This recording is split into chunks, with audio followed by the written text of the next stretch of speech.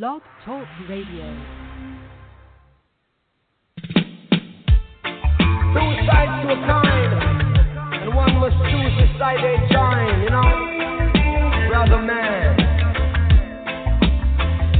Yeah, and meanwhile one man needs another man poison.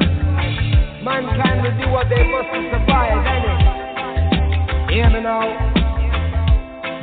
In a gunman world, any night in clock he not work. Marrow splatter the toolbox full. Magazine in a the 2 block full. And he's watching as the days go by, and he's counting as his fears all die. Sleeping with the rifle across his chest, and so he never gets a good night's rest. And then he's cranky in the morning time, and more victims have to lose their lives. The community a distant world, wishing that there wasn't in a gunman world.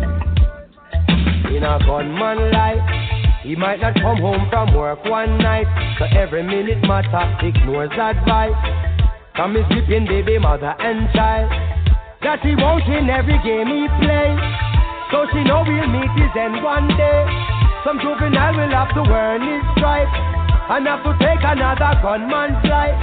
What if a backstabber named his Sprite? And how ironic if him dead from night. The amount of bullet where him put from boy, job description, kill and destroy. Oh yeah, oh.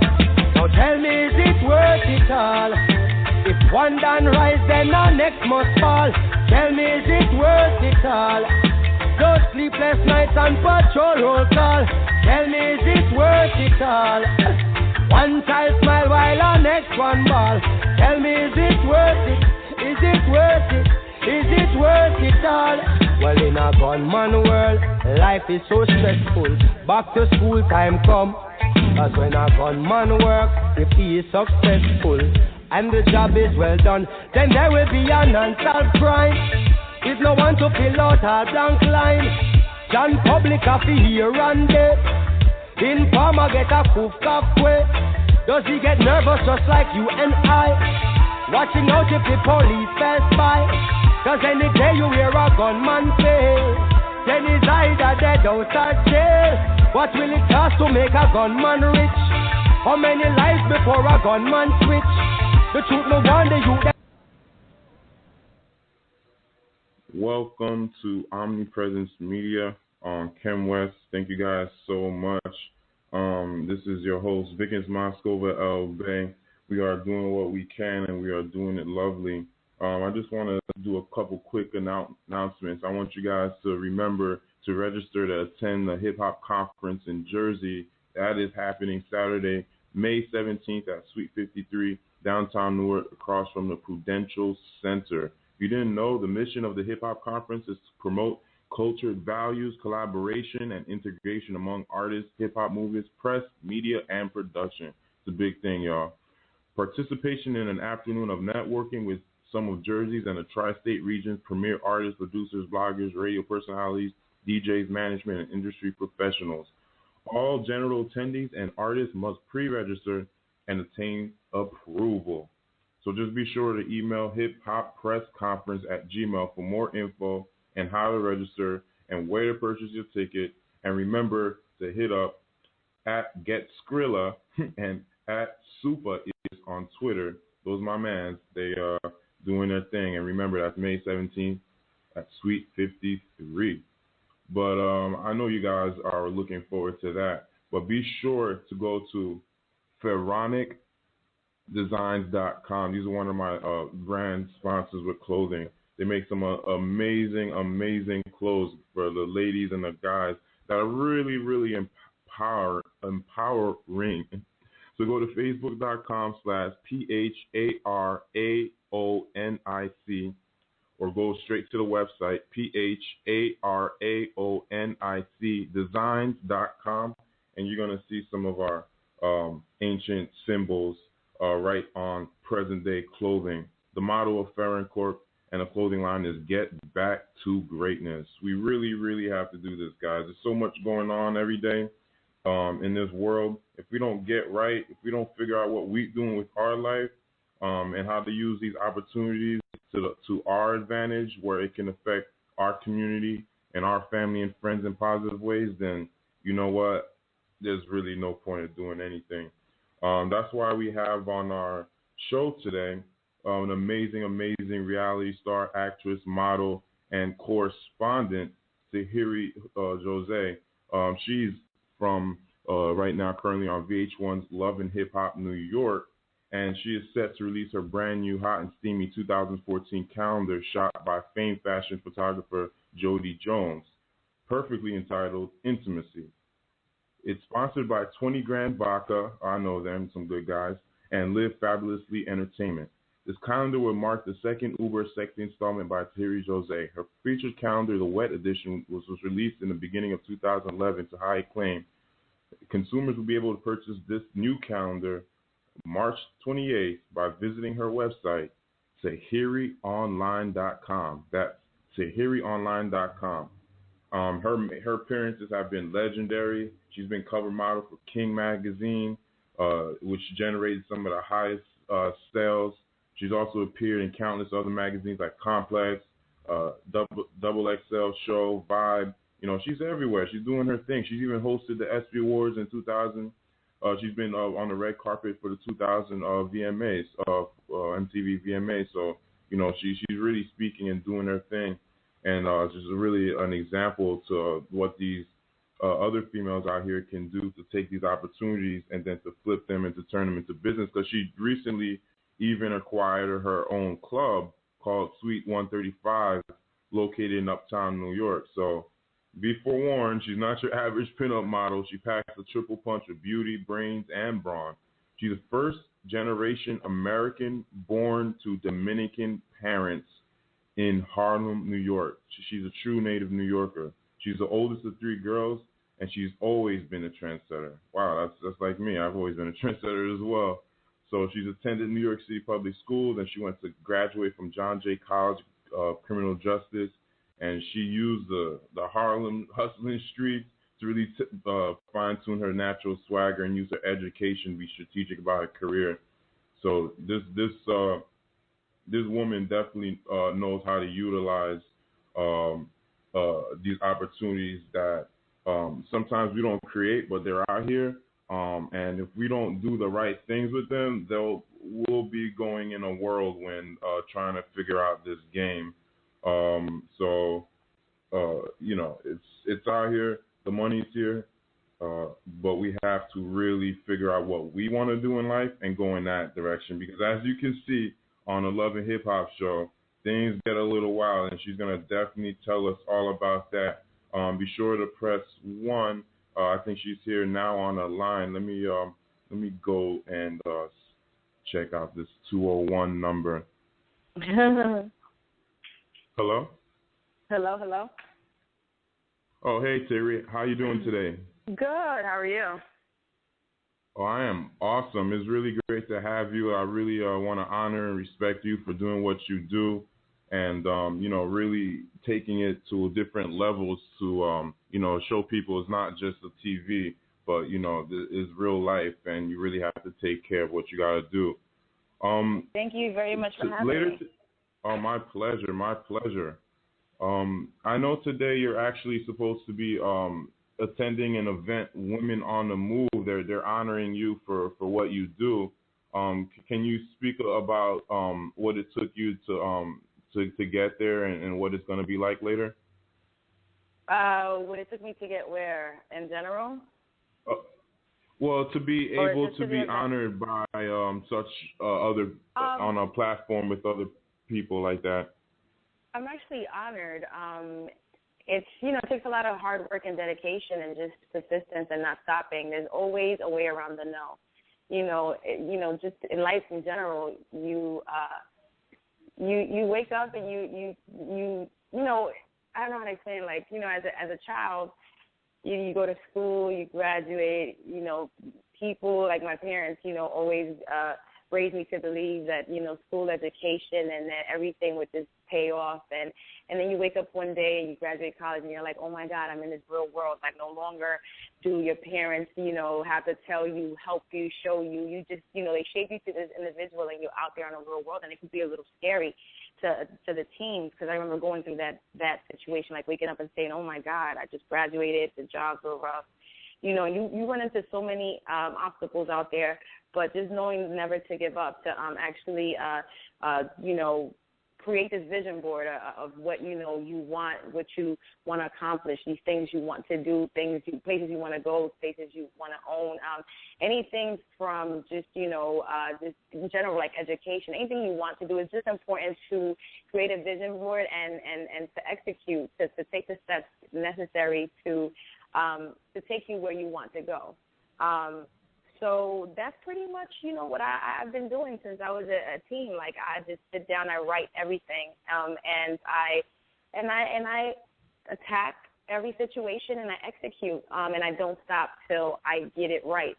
And today I'm being honored, and the women on the move, and I'm being great company. You know, you have Angela Simmons, who I've watched myself on TV, and she's grown so much, and we have Miss Info, who's been around for so many years. It's just amazing to finally, you know, be recognized for all the hard work and dedication that I've put into my brand.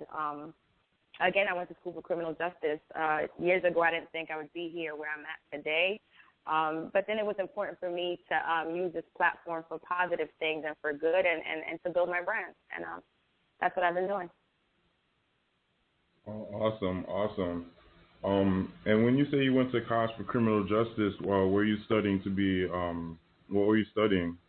Well, I've always been the kind of, back then, a girl and today a woman, where I need change every day. I don't want to know what can happen, which is why I went to school for criminal justice. I wanted to be either FBI, marshals, police officer. I wanted to do something that was, you know, pretty not normal. I fell in love with the criminal justice field, for that matter. You know, you're walking around. If I was to become a cop, I'd be walking the beat. So, you know, you never know what can happen on the day. You know, you walk into the precinct, you throw on your uniform, and you're out there. You know, so I fell in love with law. I did, though, however, know I didn't want to become an attorney. Yeah, it was criminal justice. I then decided, I think my third year in college, that I wanted to become a police officer. So I interned with the police department, which was a great experience. And then September 11 happened, and a lot of the students were stuck in the Twin Towers, and so that kind of was a little traumatizing. And so I decided to go ahead and graduate and get my degree, and then take a little break from it. And that's when I started to bartend as waitress, and fell in love with the nightlife. And so I had my plan A that then became my plan B, which was to have that college degree, and then just fell in love with the hospitality industry. And now I opened up a new club. So things happen, but, you know, nonetheless, what I try to tell, you know, young teens is that they need to be prepared with a plan A, B, and C. Right. And I feel like the universe brought us together because on the show here, we like to speak a lot about vision boards and kind of going with the flow of the Most High life creator rather than going against the grain. Right. And against the grain these days seems like the old American dream, or following some kind of blueprint that really is failing for so many people at one time. Yes, I completely agree. That's it. Well, I didn't want to interrupt you, but go ahead. Oh, no. I was just saying that it's really great that you actually do a vision board. I'm sure I'm somewhere there in your vision board right now, but that seems to be a really strong tool that's helped you to kind of focus in on what you want to see, not only on these pictures, but in front of you, too. Yeah, it's actually like putting it out in the universe, you know. I believe in positive thinking. I believe that, I always go back to being a teen, because you know how powerful your brain can be, or it is, and how much you can attract these things to you. So you have to always stay positive and think big. To me, it's not, I had a couple, like when in my teen years, my little sister would say, oh, you think you're better, and I would say, no, I think bigger.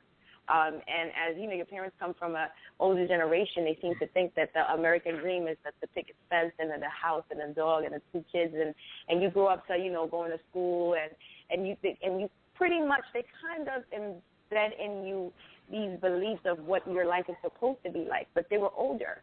And so today it's important for you to be your own, your own individual, to find your own identity, to know what makes you happy, to know what you're interested in. It's okay to change your major a few times in college as long as you're doing it because you want to do it and make your decisions and stand firm and pretty much, like I said, create that vision board that identifies you and the things you want to attract from the universe and the things that will make you happy in terms of just even when it comes to your career goals and write things down. Nowadays everybody's so stuck in new technology and you have a notepad on your phone and, I just always write things down. That's the way of me, kind of envisioning and remembering and kind of go back to whenever you feel like you're off the road or the plans you were your plans that you had. So writing things down.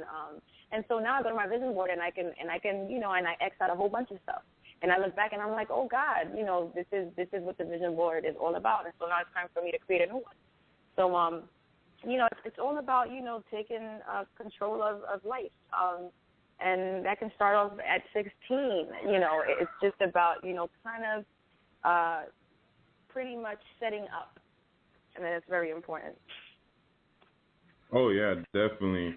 And even though you were on TV, so it wouldn't make sense for me to be like, don't watch TV because that was one of your goals. But the thing is, it seems like a lot of people watch these shows and then want to make that their life, not realizing what Tahiry did to even get to be in the position that she put herself in.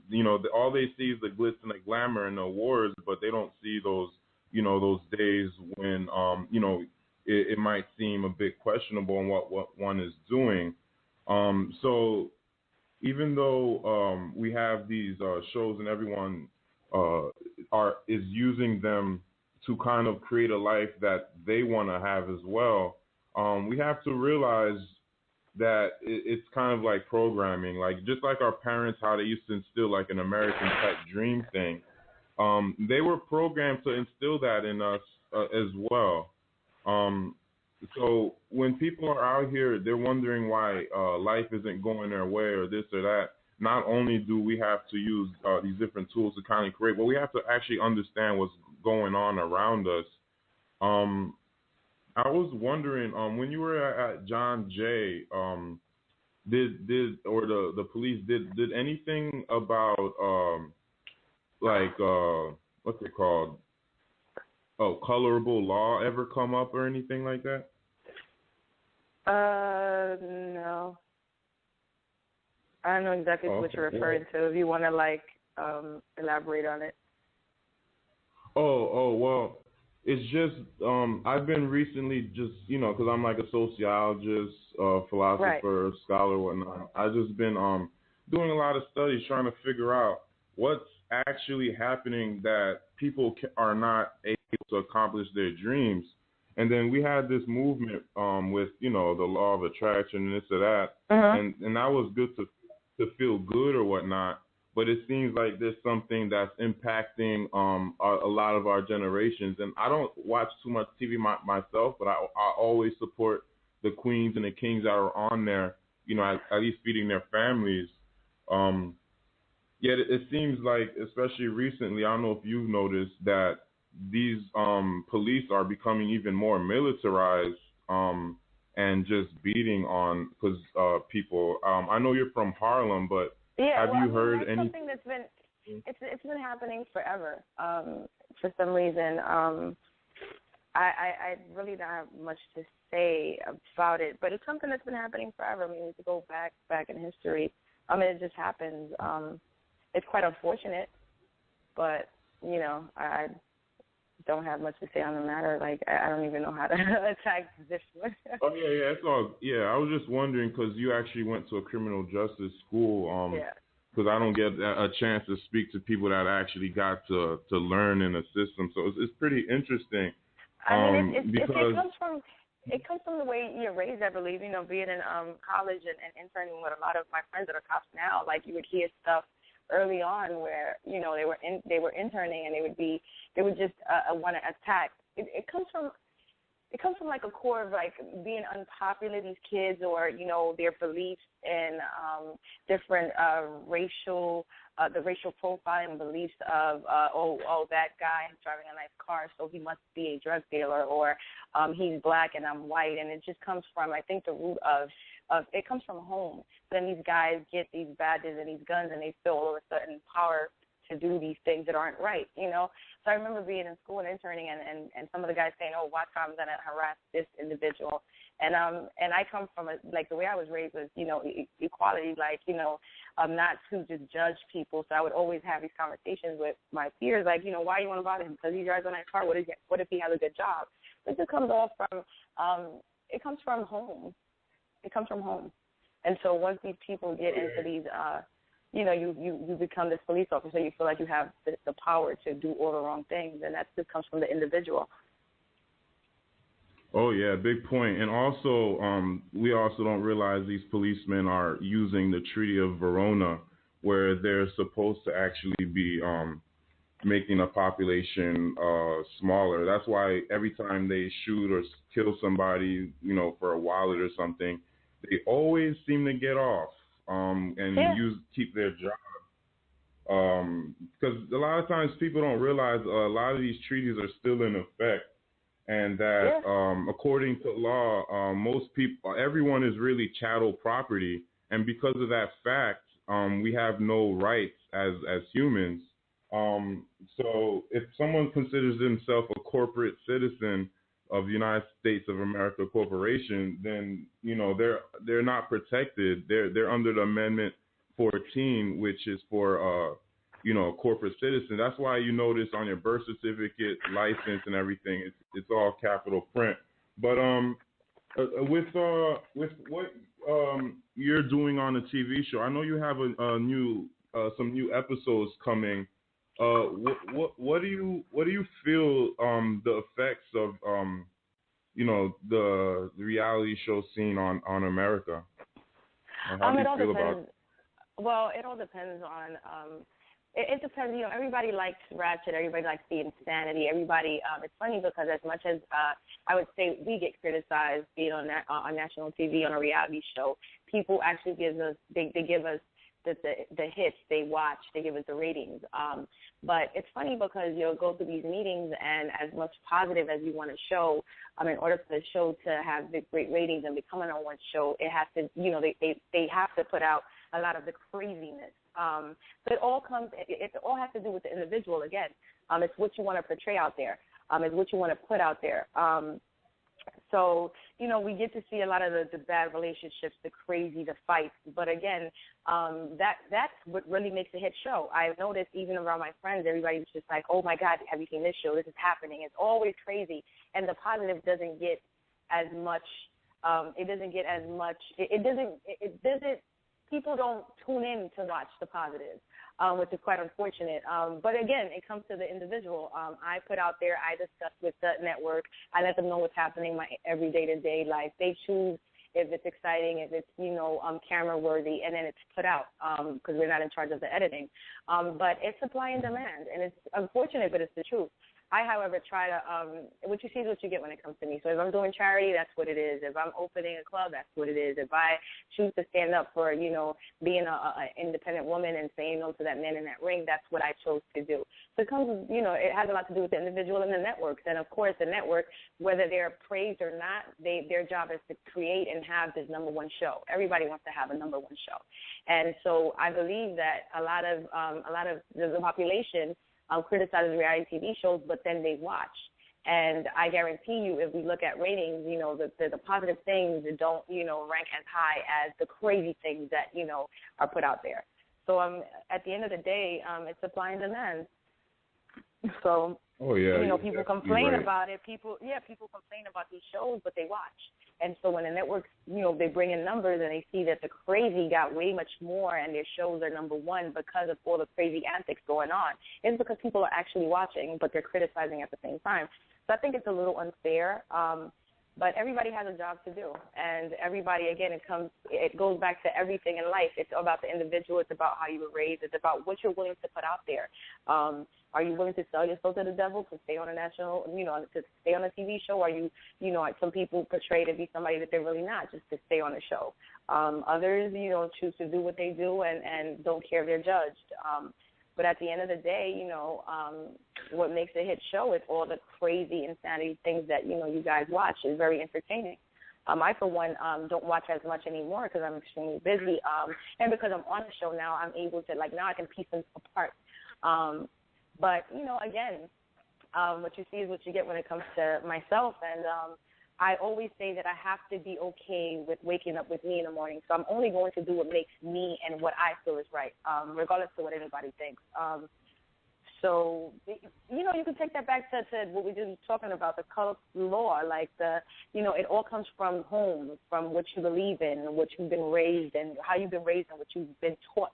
And that's how you walk out on earth, and you exude that. So if you believe in shooting somebody and not, because of the color of his skin, it's because you've been raised to, hate, to hate, which is, horrible. But, it just comes from who you are as a person, the decisions you make in life. Oh, right. That's so true. If we just look at people's nature rather than the color of their skin, like the law does, because according to the Black Laws Dictionary, which is the third tier of all law, black and does not have anything to do with color. It's actually a legal status, as well as white. So, you definitely got a big point there, because when we look at people's nature and we could see what they've been doing in their lifetime or history or whatnot, we can really see what they're about and everything like that. And it really does start in a home, because home is where, what shapes you. Basically everything. Yeah, where everything starts. Because you can't have a city before you have a house, or even a country. So when people go around these days thinking they're like nigger, this or that, not even realizing the ancient origin of Negro refers to the troglodyte nigger, which is a black chimpanzee monkey, which is actually in the Caucasus Mountains where the Europeans, intermix. So, the original nigger is not even what people consider black people. And when you don't know these facts and people don't understand etymology and stuff, it's very easy to be programmed into something that you're not. And we have people going around today, every day, not realizing that when they're watching Tahiry on TV, this is a goddess, sovereign mind woman that knows what she wants in life, and she's doing what's best for her and those around her. Yeah, like she was saying earlier, she doesn't always have control over what they put out. But real quick, my man Jay Electronica put a really good song out. This goes out to all the women out here that are doing their thing, because without them, us highly melanated African originated men, we'd probably be even lower. So shout out to you guys. Just play this song real quick. The only thing I'm seeing I'd like to put an amend on, perhaps a little more room here for the fixins. You know what I'm talking about? Ooh, we're going to have a lot of fixins? We're going to have so many fucking fixins up in this motherfucker. This shit's going to go through the roof, man. God damn, I'm shitting gold these days.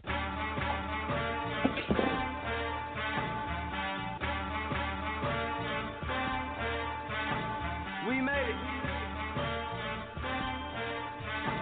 We made it. The devil, the haters, the bloggers, the papers, the labels, they label me. But they can't relate to our struggle, my nigga. We came up from slavery.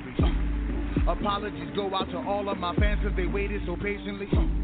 This one is for all of the lost and forgotten black angels that pray for me. A million niggas love me cause I'm ill. The greatest story ever told, niggas in the field. From Solomon to Sambo to Django, it's fact. I'm the Farrakhan of rap and I get it from the wheel. The son of WD, who hung around in the deep, who ran around in the streets. The trap gods raised me, face all on the Sphinx, story all on the wall of the pyramids. Niggas know the black god saved me. You can blow the nose off, that won't change it. Obamacare won't heal all that anguish. We came a long way from the bottom of the boat. All praise to the Mac D, we found our language.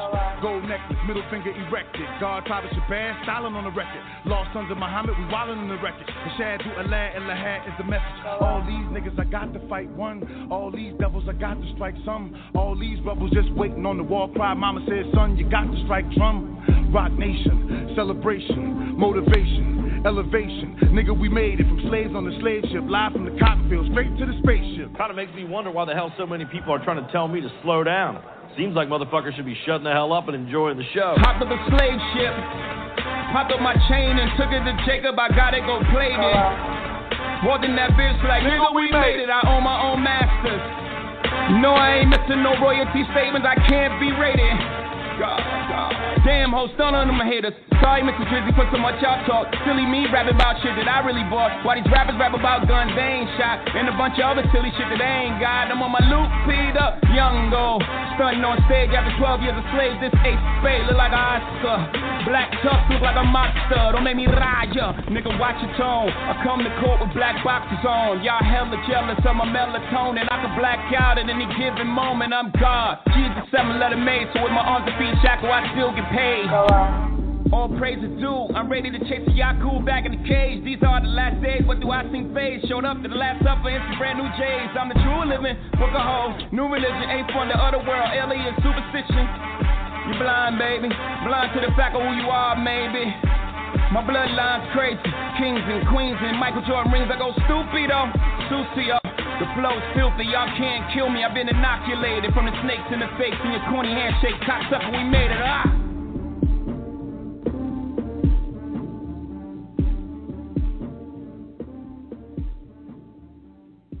Shout out to all the people that are caking up with the chains on their arms and feet, yet they're gold and platinum, real talk. And all the people that are realizing that we got to get rid of them yakuza. But thanks again to real Tahiry. Appreciate you having on. I know she's real busy. She had to go. Thanks again for listening, and we will be back on again soon. Have a great rest of your evening. Bye-bye.